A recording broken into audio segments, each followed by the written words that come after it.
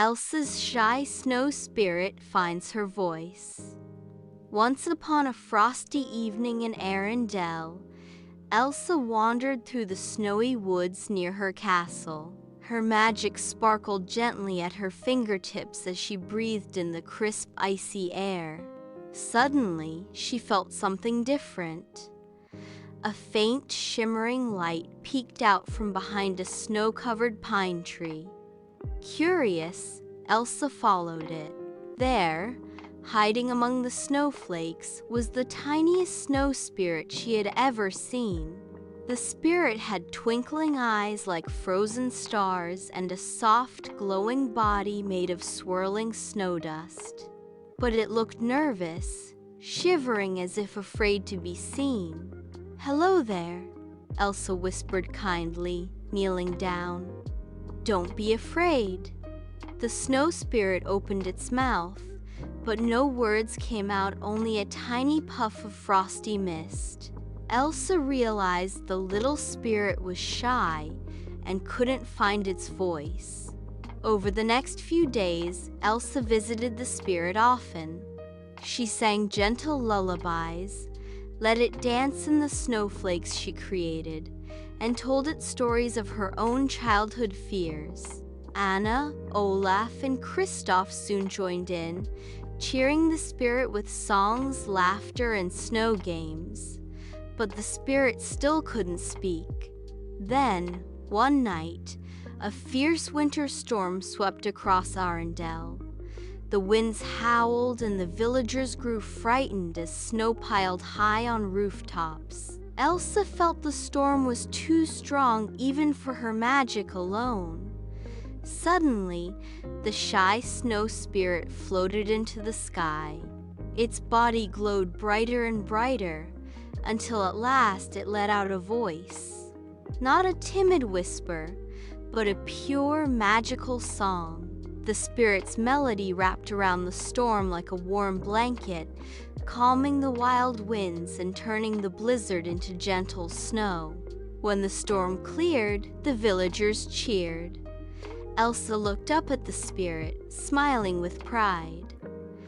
"You found your voice," she said softly. The little snow spirit twirled happily in the air, no longer shy but glowing with courage. From that day on, it became Elsa's snowy companion, sprinkling joy wherever it went, reminding everyone that even the quietest voice can hold the strongest magic. One frosty morning, Arendelle was peaceful until the sky lit up with a strange silver glow. A trail of sparkling frost stretched across the horizon, pointing toward the distant Silver Mountain, a place no one dared to go. Elsa felt a pull in her heart.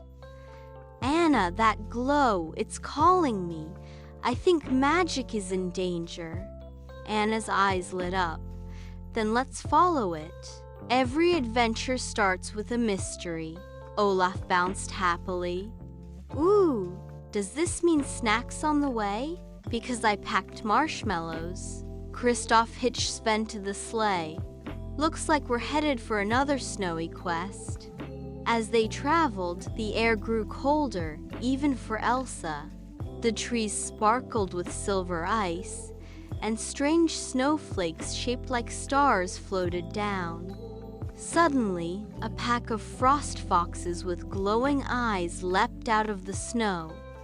Ana bravely swung her lantern, while Elsa created a protective ice wall. With teamwork, they gently calmed the foxes, who turned out to be enchanted guardians. "They're not dangerous," Elsa realized. "They're trying to warn us." The foxes dashed off toward the peak of the mountain, so the friends followed. At the top, inside a glittering cave, stood a giant crystal pulsing with light, the frozen heart of Silver Mountain. But it was cracking apart. Beside it was a mysterious figure, a shadow queen of ice, with hair as dark as night and eyes as cold as stars. "You cannot stop me," she hissed. Once this crystal shatters, I will steal its magic and cover the world in endless frost. Elsa stepped forward. Magic was never meant to be taken by force. Anna held Elsa's hand. And you'll never win when sisters stand together. The battle of frost and light. The Shadow Queen raised her staff, sending a storm of sharp icicles. Elsa spun a shield of ice, while Anna darted forward, distracting the queen. Olaf rolled into a snowball to trip her, and Kristoff blocked her icy blasts with Sven's strength. Elsa and Anna then combined their powers, Elsa's icy magic with Anna's warmth of heart. Their bond created a dazzling blizzard of light and snow that surrounded the queen. With a cry, the Shadow Queen vanished into the ice, defeated. The crystal slowly healed, glowing brighter than ever.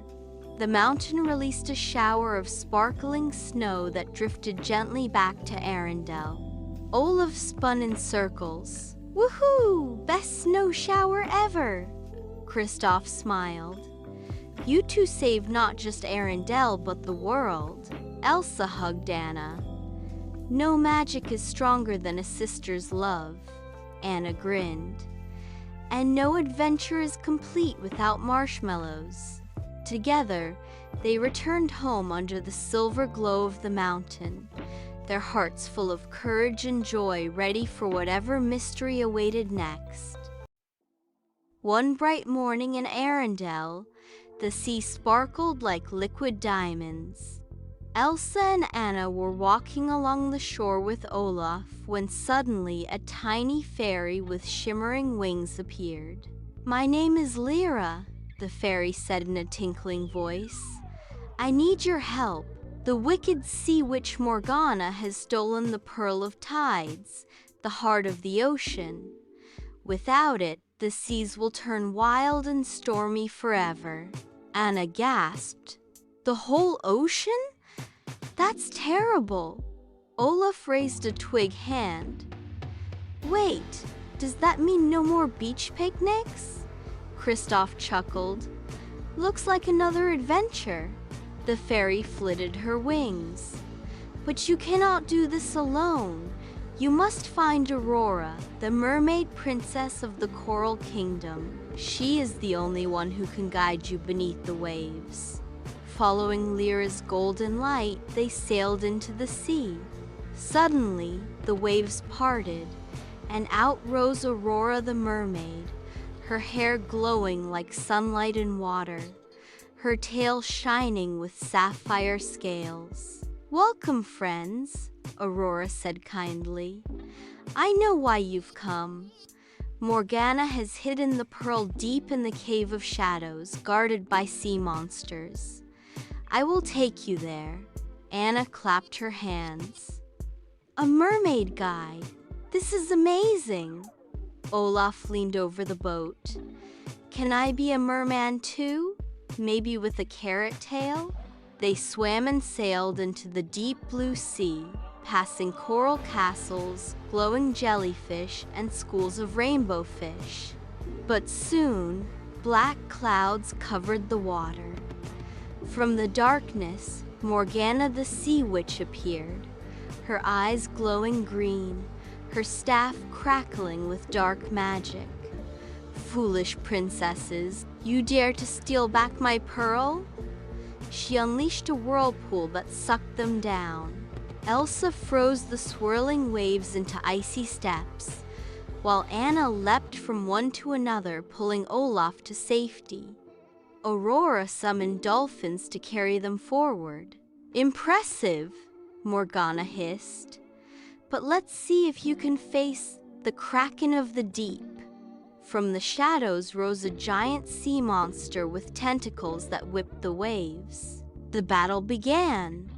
Elsa froze tentacles with sharp ice spears. Anna swung on ropes and cut through seaweed traps. Aurora sang a magical mermaid song that calmed the raging water. Lyra the fairy sprinkled golden dust, blinding the Kraken's eyes. Finally, Working together, Elsa and Aurora combined their powers, ice and ocean, forming a storm of frozen waves that shattered Morgana's staff. With a furious cry, the sea witch vanished into the depths. Aurora swam to the Cave of Shadows and placed the glowing Pearl of Tides back on its coral pedestal. The ocean instantly calmed, glowing with silver light. "Thank you, brave friends," Aurora said with a smile. "You saved both the land and the sea." Ana hugged Elsa. Another victory for teamwork. Olaf floated on his back. "I think I'm officially part fish now," Kristoff laughed. "Let's just stick to reindeer, Olaf." As the sun set, the waves sparkled, and the northern lights shimmered above the ocean, blessing their new friendship with the mermaid princess and the fairy. And so, Ana, Elsa, Olaf, Kristoff, Fairy Lyra, and Mermaid Aurora returned home, ready for more adventures to come.